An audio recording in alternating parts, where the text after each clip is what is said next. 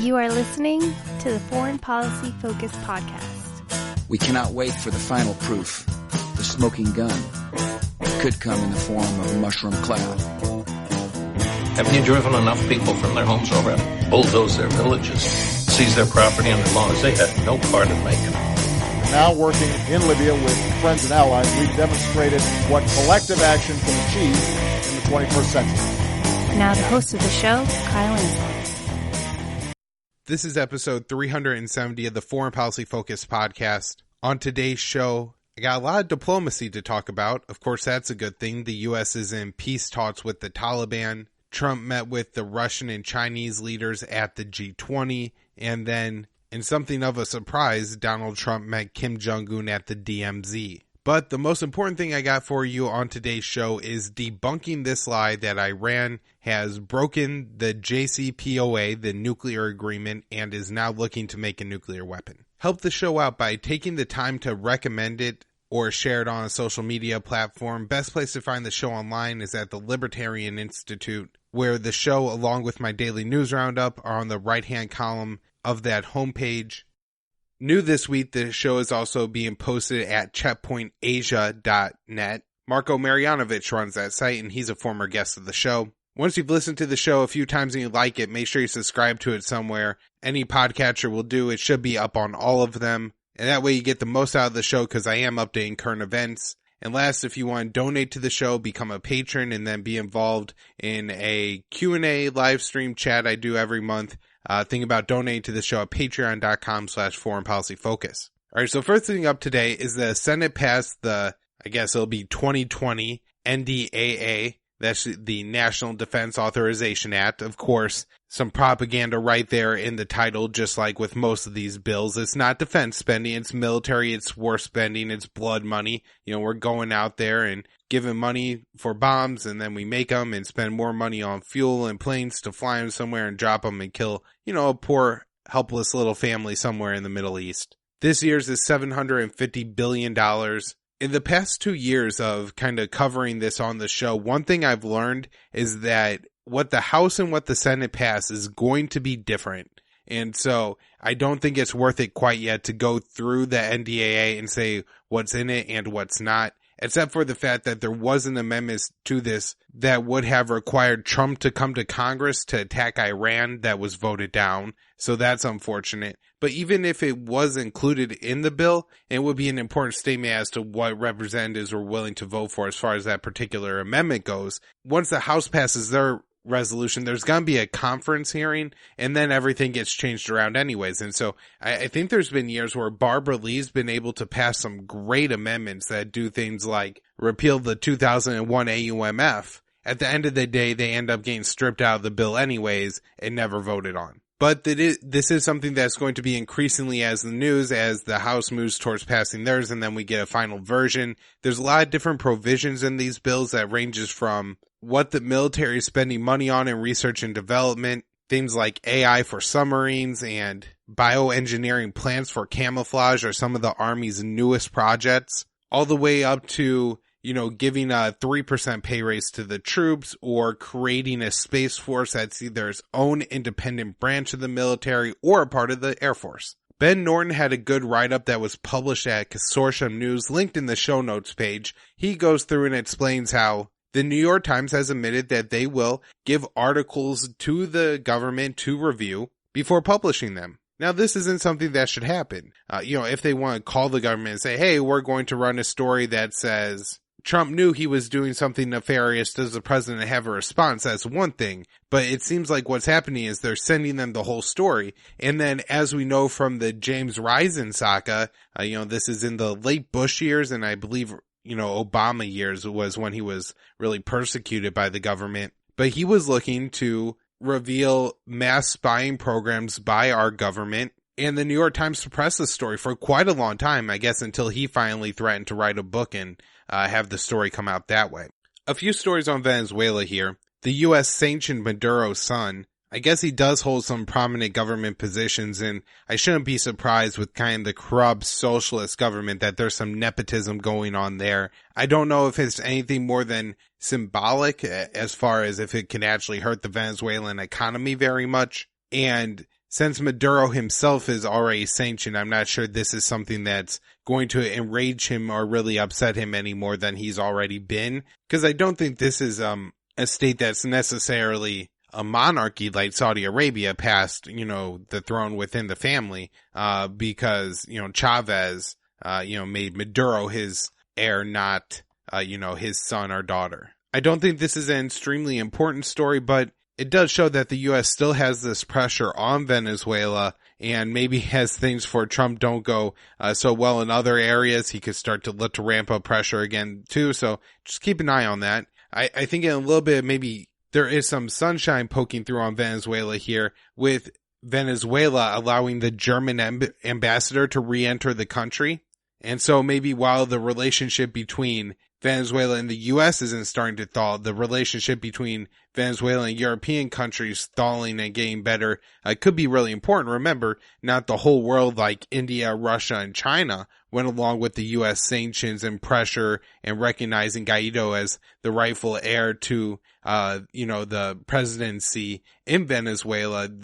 A lot of Central American and Western European countries went along with the U.S. in this decision. So maybe there's starting to be some bad channel talks and moving past all the hostilities against Maduro, especially as it comes out that Guaido was a fraud. There's a lot of corruption there. And, he's obviously no better than Maduro, and possibly even worse. All right, so at the G20, Putin and Trump talked on the sidelines. As always, this is absolutely great news for Donald Trump and Vladimir Putin to be talking, world's two biggest nuclear superpowers. And for those of you who listen to me and Joanne's show breaking down the DNC debate, know that a lot of Democrats even say like, hey, these nuclear weapons are a real problem and a real danger. So Donald Trump needs to talk to Vladimir Putin, and the two countries need to come to arms reduction agreements to start getting rid of nuclear weapons, not breaking nuclear agreements like the INF treaty that leads to more nukes. There's also an important date coming up with the New START treaty. This was important to reducing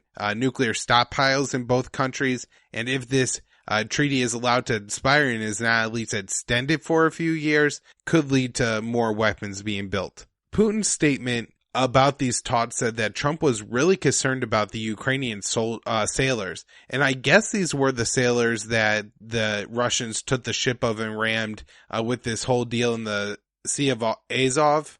This was, a big deal a few months ago. And I was kind of surprised that Russia was still holding those soldiers. I would have thought they would have given them back by now, but I'm very interested in that Donald Trump being so concerned about this issue.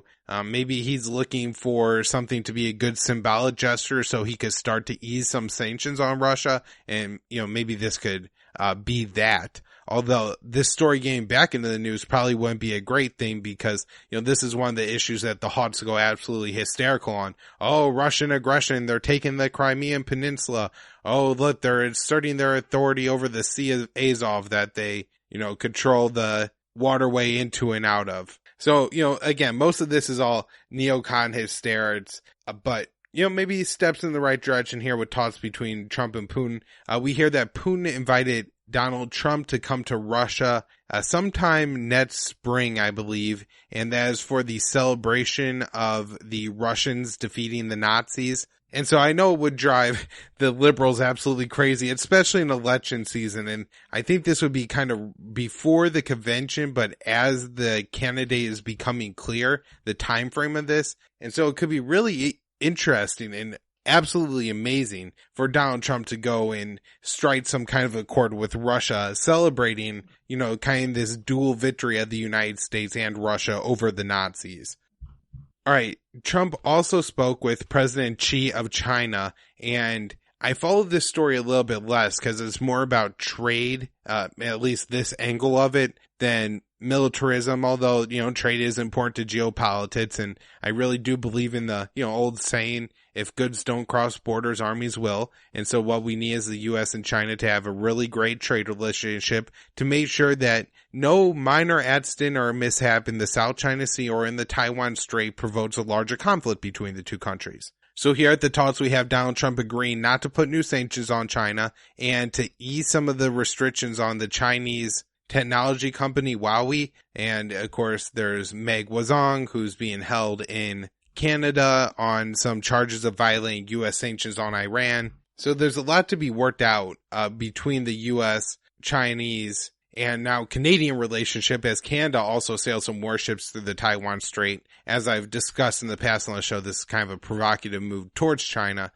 China, as far as, the agreement reached at the G20, said they would buy more U.S. farm products. Talks, as with Russia, are always a good thing. The better these countries trade, the less likely a conflict breaks out. But we've seen this before with China, especially on the trade issue, just like this, where you have an agreement where the U.S. says, hey, you buy more farm products, we won't put any more tariffs, and then we'll talk to try to get rid of the rest of the tariffs. And then a couple weeks later, Trump's threatening to put on more tariffs again on Twitter. All right, next up, I'll do the meeting between Donald Trump and Kim Jong-un at the DMZ. This is, I think, the bright spot in all the talks, although the talks with the Taliban could be a good sign too. But Donald Trump tweets, I think as he's traveling to the G20, or maybe actually after he arrived in Japan, that, hey, I'm going to be going to the DMZ in a couple days, and Mr. Supreme Leader of North Korea, Kim Jong-un, I got your number, and let's see if we could make a meeting happen while we're there.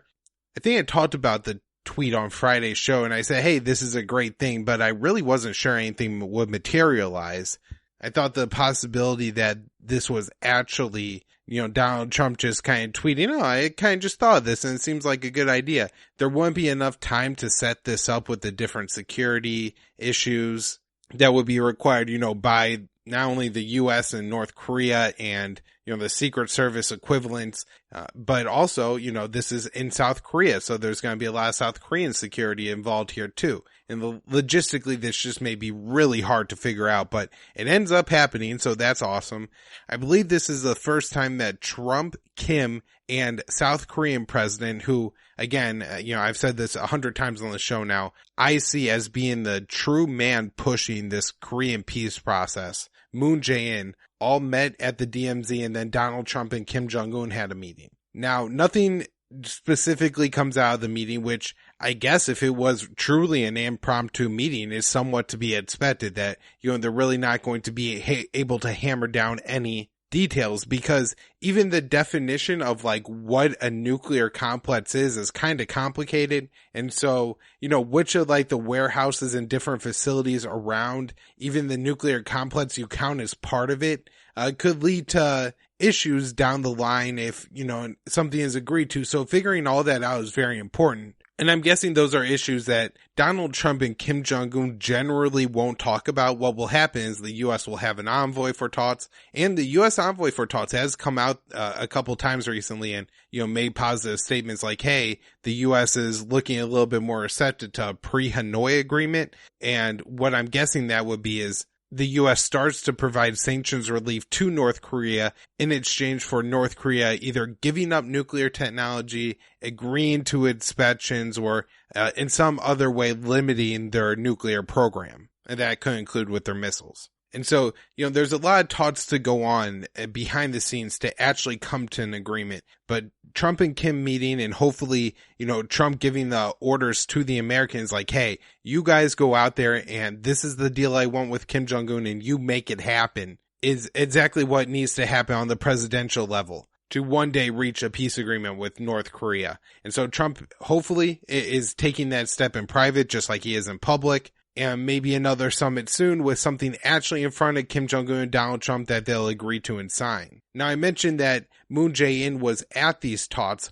A notable figure that wasn't was National Security Advisor, Supreme War Hawk John Bolton, was off in Mongolia meeting with Mongolian leadership. Now, look, I'm sure he could be up to shenanigans and trouble there, but having him at the DMZ with the North Korean and President of the United States there, that could be quite explosive. And thankfully, he didn't show up to that thing and ruin this one just like he likely did with Hanoi. And there's quite a few people that are interpreting this as a sign that John Bolton may have fallen out of some favor with the president, because obviously the bigger meeting here was the meeting with Kim Jong-un at the DMZ. Absolutely historic moment, by the way. First time a U.S. president has been in North Korean territory. Trump did say that he hopes to speak with Kim Jong-un again soon. Hopefully there continues to be these face-to-face meetings and maybe even the letters exchanged between the two leaders, because it seems like anything that's going through John Bolton and possibly Mike Pompeo too on this issue, will prevent Trump from making any kind of deal with the North Koreans. Now, there's some reporting in the New York Times, and one of the authors here is David Sanger, who historically has been inaccurate on his North Korean reporting. So I do take this with a grain of salt, but what the article says is that they have a source within the U.S. negotiation team with North Korea that says the U.S. would be open to a freeze deal where North Korea agrees to freeze their nuclear program, and in exchange, they would receive sanctions relief. Seems like a fine enough thing to me. I think one of the advantages to this that people don't talk about is that nuclear weapons eventually expire. And so, especially if the North Korean nuclear arsenal isn't super advanced, an agreement like this may be really effective in cooling off tensions now, but making sure that in the coming decades, you resolve your nuclear problem with North Korea. But even a deal like this has, a lot of complicated pieces to this, and this is certainly highlighted in the New York Times article as to, what part of North Korea's nuclear program is civilian, which part is weapons, and then what are we going to cut, but also allow them to have to provide power to their extremely poor population, which you don't just want to cut off because, that would be absolutely catastrophic to the North Koreans as well. And I'm sure they would never agree to any kind of deal that completely gets rid of their civilian nuclear energy program. A lot of people like this deal, saying that it kind of solves this complex problem that North Korea has where they don't necessarily want to get rid of their nuclear deterrent. Looking at past examples like Saddam Hussein in Iraq, who, wasn't able to complete a nuclear program and ended up getting taken out by the Americans, or Muammar Gaddafi, who at least was able to use whatever fragments of a nuclear program that he had to give it up to the Americans to make a deal to, what they called come in from the cold and kind of rejoin the international world order that America controls.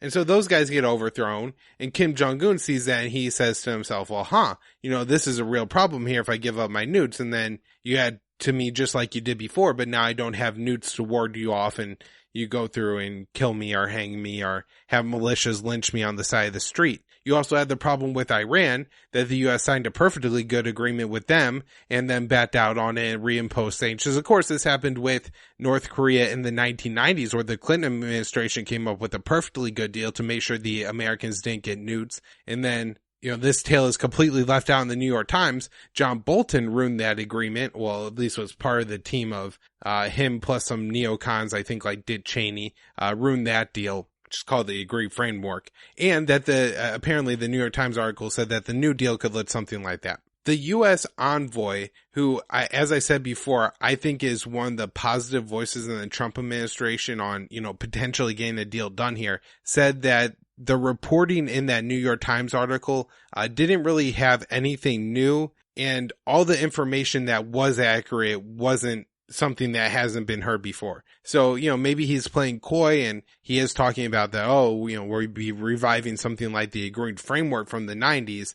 I think more what he's saying is the U.S. position hasn't changed that radically much, and any kind of agreement would still probably have some kind of requirement by the North Koreans to give up their nuclear program. All right, last up here as far as talks go is the U.S. talks with the Taliban that are entering their 7th round. These talks are hosted by the Qataris. And I think for the past couple of rounds have included some pretty significant members of the Taliban leadership. The U.S. talks here are actually led by a neocon, Zalmay Khalilzad. All the reporting that we've had from previous rounds of the talk have been that the U.S. is looking for an assurance from the Taliban that Afghanistan would not be used as a safe haven for terrorists again. And as I talked about in the last show, the Taliban are not Al-Qaeda and did not attack us on 9/11.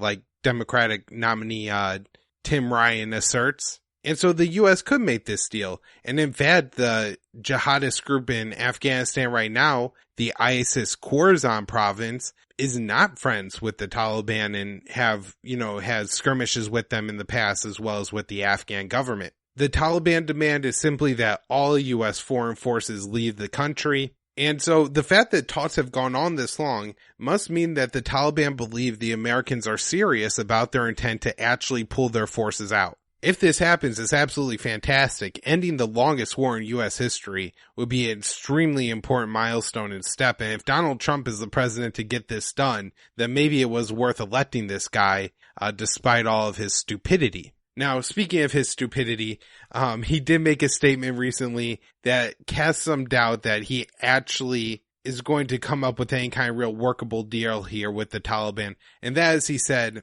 he wants to get out of Afghanistan, but he's concerned it's going to be used as a safe haven for terrorists. It's like, man, somebody needs to send him a copy of Scott Horton's book, hit him in the head with it, and then tape him to a chair and make him read it page by page. And pretty quickly he'll see, that Al-Qaeda didn't attack us on 9/11 because they believe in the Quran and jihad. It's because the U.S. killed 500,000 of their children in Iraq, or at least that's what they were led to believe by Madeleine Albright, and that the U.S. was just okay with that. And, the Israeli oppression of the Palestinians was also a big factor there. And essentially the problem wasn't that, the jihadists just hate us, and that disengaging and not having troops in Afghanistan would actually provide the Americans with more peace, not less. Mike Pompeo said that the U.S. may have an announcement by September 1st. So I guess we see what unfolds over the next 2 months, and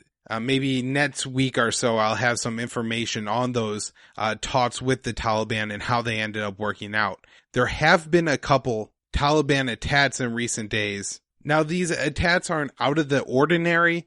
They're trying to portray that there's been some calm in Afghanistan recently, and maybe the fighting has backed off a little bit since some of its heights in the spring, but it's still really simmering over there, and attacks are common. This particular attack was outside the Ministry of Defense, killed 4 cops, 2 civilians, and injured about 100. I guess there's a lot of flying glass that unfortunately hit and tore up a bunch of poor school kids. One big question I have, and hopefully I'll find an answer to it in an article somewhere along the line, is just how cohesive is the Taliban as an organization? If leadership agrees to something, will all the different factions and commanders of different Taliban groups all, kind of lay down their weapons and go along with the agreement? It'd certainly probably be more helpful to some than others. And I guess I see some potential for, even if the Taliban as a leadership organization agree to something,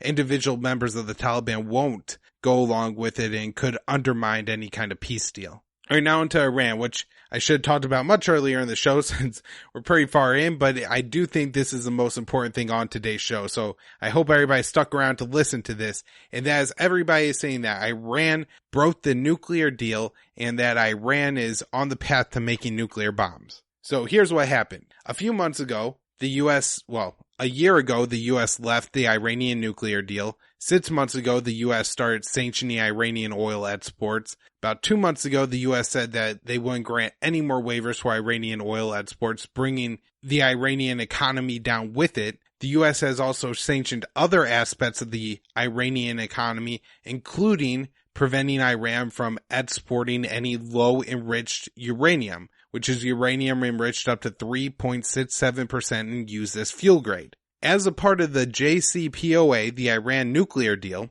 Iran is allowed a cap of 300 kilograms of low-enriched uranium. This is something that Iran could sell on the international market, and I assume since they do it, they make money off of it, and it's probably somewhat beneficial to the Iranian economy. Once the U.S. put those sanctions on, Iran responded by increasing the rate that they were producing low-enriched uranium, so they had to put in centrifuges and spin it down, and this takes some amount of time. And once they did that, it became apparent that sometime, end of June, early July, Iran would exceed holding 300 kilograms of low-enriched uranium. Now, everybody in the U.S. media and mostly U.S. politics is saying, aha, we got them. Now the Iranians are in breach of the Iranian nuclear agreement. But that's not the case. The best analysis on this I find is from the Moon of Alabama blog, linked in the show notes page. And what he does and says is, last year the U.S. left the deal and started sanctioning Iran. That was a natural violation of that nuclear agreement. The agreement said that as long as Iran complied with it, which the international agency, part of the UN, tasked in the agreement, by the U.S. to monitor the deal and make sure Iran definitely wasn't making nuclear weapons, has said 15 times in a row that Iran was not breaching that agreement. So by the U.S. leaving the deal then and reimposing sanctions, the U.S. themselves broke the agreement.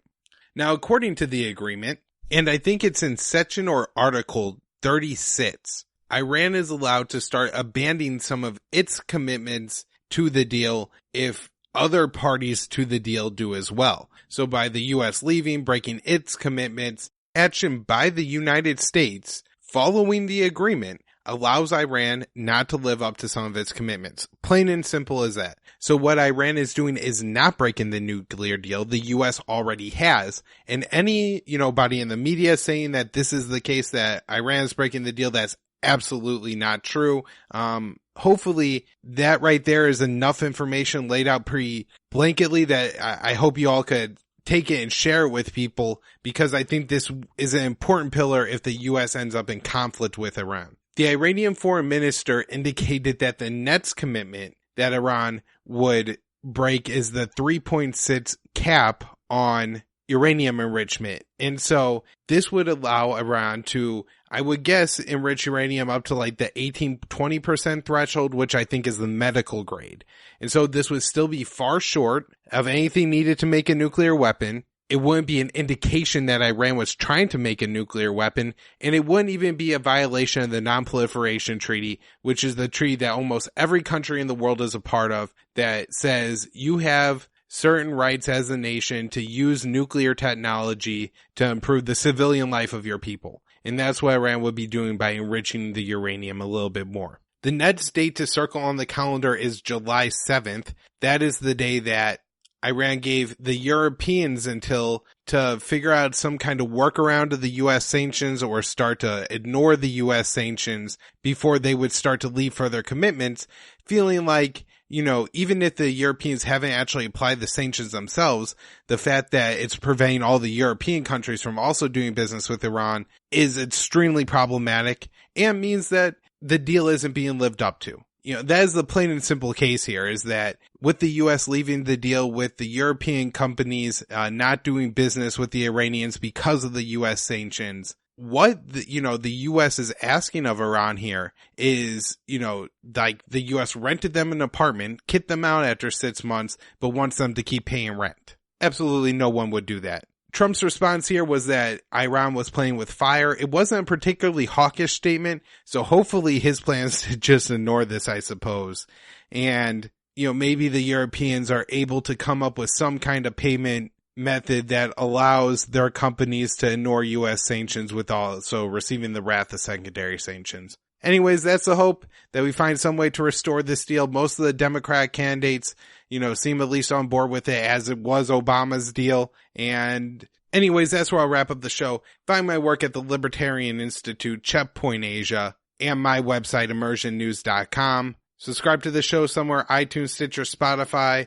Guys, if you like the episode, leave a rating and review, preferably 5 stars, right?